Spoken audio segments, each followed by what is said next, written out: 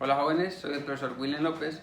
Bienvenidos a la clase de Ciencias Naturales de séptimo grado, en donde conoceremos el tema Clasificamos y comunicamos en Ciencias Naturales. Acompáñenme. Para iniciar con el tema, definiremos los términos clasificación y comunicación. Clasificar es uno de los procesos básicos de la ciencia. Los esquemas de clasificación son utilizados en la ciencia, en otras áreas no científicas, con el objeto de identificar fenómenos y objetos para mostrar similitudes, diferencias e interrelaciones. En ciencias naturales, la comunicación desempeña un papel fundamental en el quehacer científico, ya que durante este proceso se realiza la descripción de objetos, procesos o fenómenos para que puedan ser identificados con la mayor claridad y facilidad.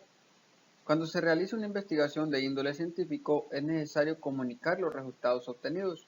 Al comunicarlo lo hacemos a través de tablas de valores, tablas de doble entrada o gráficos que permiten efectuar una comunicación de resultados y hallazgos. Conoceremos algunas formas de comunicación de resultados en ciencias naturales. Tenemos las tablas de valores. Estas ofrecen información sintetizada, generando una visión global de los resultados obtenidos en estudios a través de investigaciones, encuestas, listas de cotejo, entre otros. Vemos el ejemplo, un cuadro del registro de las enfermedades frecuentes en la ciudad de Tegucigalpa, Honduras. Y vemos que tiene dos columnas, el nombre de las enfermedades respiratorias y el nombre de los porcentajes de frecuencia de cada una de esas enfermedades. Tenemos como otra forma de comunicar las tablas de doble entrada. Son aquellas que comunican información que relacionan una variable con otras o más variables, o tablas que brindan información estadística de dos eventos que están relacionados entre sí. Vemos el ejemplo de la relación del consumo de cigarrillo con el padecimiento de cáncer. En las filas se anotan los valores de una variable, en las columnas los valores de la otra variable, y en las casillas que se forman al entrecruzarse las filas y las columnas se indican los valores o las frecuencias que resultan de la unión de las dos variables.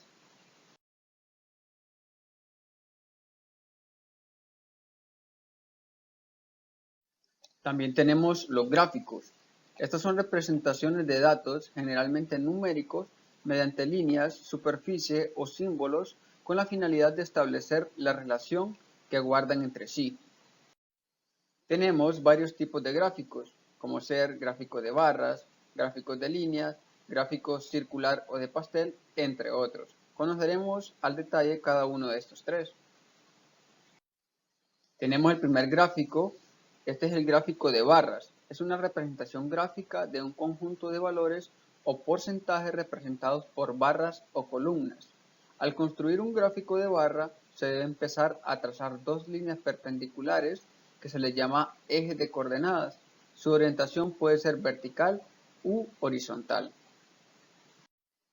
Tenemos un ejemplo de los gráficos de barra.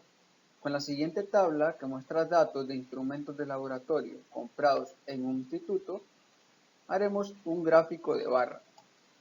El número de los elementos se ubican en el eje de las abscisas, es decir, en el eje X, y la cantidad de cada elemento en el eje Y. Trazamos una línea vertical, que es el eje Y, y línea horizontal, que es el eje X.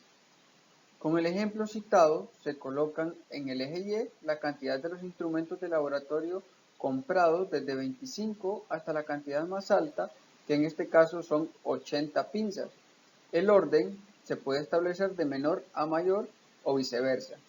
En el eje X se registrará el nombre de los instrumentos de laboratorio. Finalmente, dibujamos las barras de acuerdo a los datos de la tabla.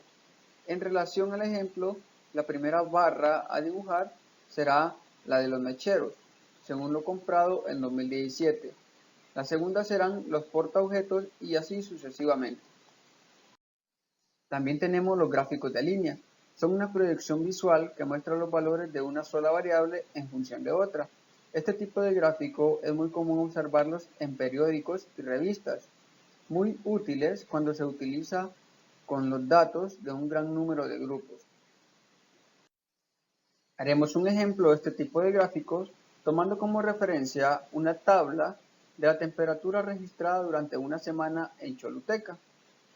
Para este trazamos los ejes de coordenadas horizontal X y vertical Y. En el eje horizontal se colocan los periodos de tiempo, ya sea días, meses, años, entre otros. En este caso, días de la semana. En el eje vertical se colocan las temperaturas registradas cada día con sus unidades en grados centígrados. Se señalan los puntos a cada periodo de tiempo, le corresponde un punto en el valor de su frecuencia. Por último, se unen mediante líneas los puntos consecutivos. Por último tenemos el gráfico circular o pastel. Es una representación gráfica de varias cantidades. Este consiste en una circunferencia dividida en varios sectores, cuyo tamaño corresponde a cada valor en relación al total. Este tipo de gráfico muestra la relación porcentual entre las partes con relación a su conjunto. Haremos un ejemplo de este tipo de gráfico circular, tomando como referencia el porcentaje de infectados por VIH en el mundo.